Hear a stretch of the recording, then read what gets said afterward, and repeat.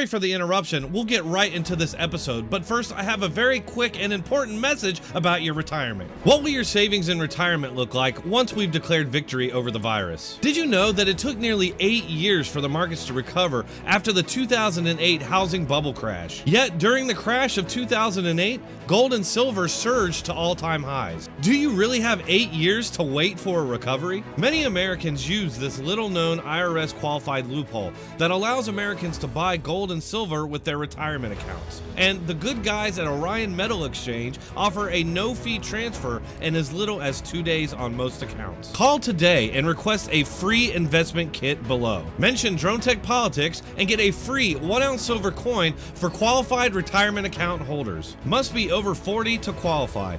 Call 866-915-5053 and get your free investment guide today. At Orion, you get more precious metals for your money every day. Welcome back, everyone, to another soul-sucking analysis of the corrupt institution once known as the Fourth Estate. Today, we're going to take a look at yesterday's coronavirus task force briefing and the hilarious exchange between President Trump and the CCP asset Weijia Jiang. Jiang has a long history of being a DNC mouthpiece. She once claimed that Trump lied when he accused Obama of funding Iran's military, even though this is a well-known documented fact. She's been a big defender of extremist Democrats like Ilhan Omar while attacking her critics. And as you may have guessed, she was very interested in hard-hitting questions about Brett Kavanaugh. But I couldn't find a single word spoken about her in regards to Joe Biden's Me Too accusations. She seems way more interested in lecturing and talking down to the President of the United States than during her job as a professional reporter. And let me just say that it's not tough questions that are the problem. It's this partisan political showboating masquerading as hard-hitting factual news. President, you had called on me. Yes, Thank I you. did. I appreciate it. Since you shared with us something else that you saw on TV today, I have a question about something you said on Thursday, which is that you were angry because information about the virus should have been told to us earlier and a lot sooner. People knew it was happening, and people did not want to talk about it. Right. Many Americans are saying the exact same thing about you, that you should have warned them the virus was spreading like wildfire through the month of February instead of holding rallies with thousands of people.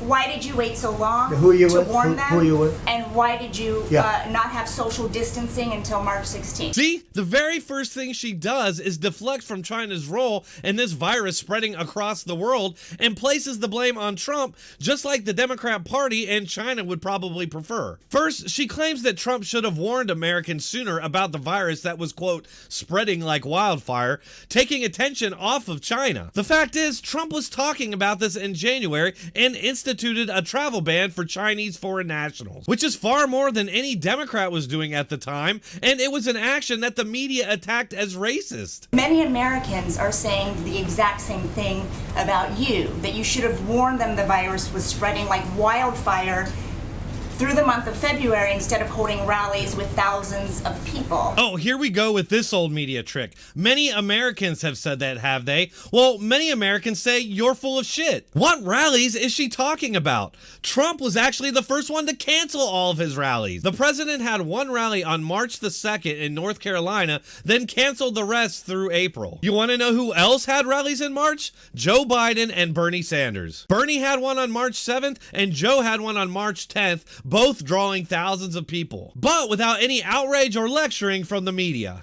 Why did you wait so long Who you to with? warn them? Who you with? And why did you Yeah. not have social distancing until March 16th? Who you with? I'm Weijia Jiang with CBS News. So, if you look at what I did in terms of cutting off or banning China from coming in, Chinese nationals.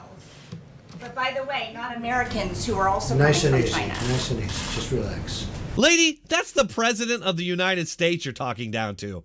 He was actually elected, unlike you. I swear, these people act like they're engaged in a Twitter battle. All she can think of is scoring political points and all the likes she's gonna get when she posts this clip on Twitter. Yes, Trump only banned Chinese foreign nationals and not American citizens.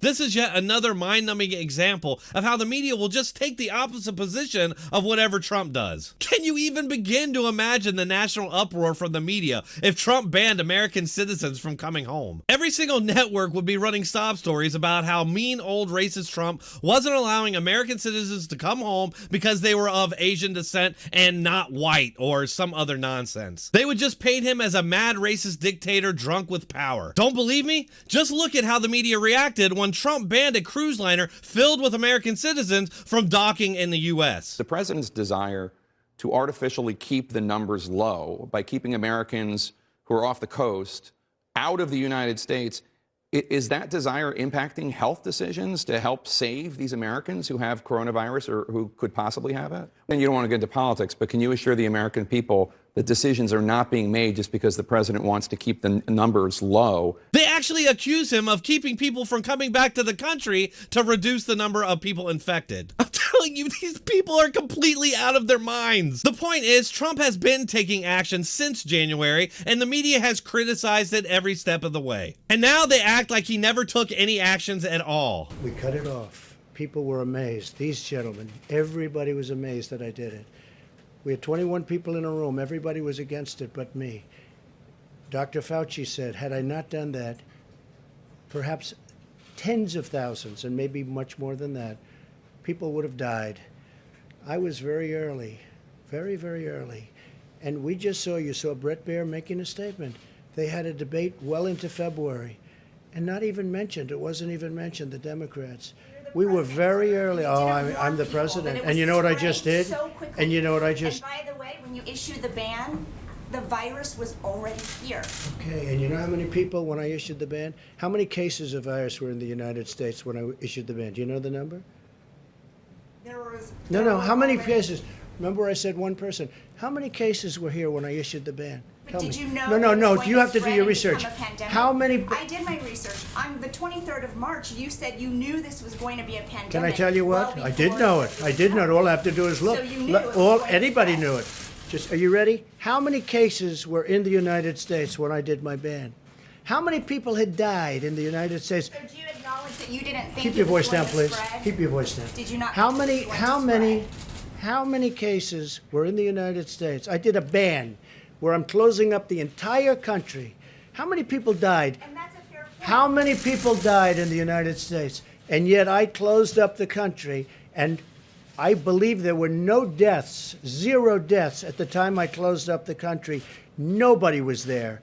And you should say thank you very much for good judgment. Okay, the virus was already here. Your point? We don't really know when it got here thanks to the lies from China and the World Health Organization. How in the world is that Trump's fault? It's not as if Trump could have stopped the virus from entering the country when every country in the world is currently infected. Look, these are fake journalists, and they're just trying to score political points to better Democrats' chances in November. That's all for this episode. Please like, share, and subscribe. If you enjoy my content and you want to support this channel, please consider subscribing to me on one of these platforms. You can find all the links in the description or pinned comment. Thanks for watching. Keep coming back.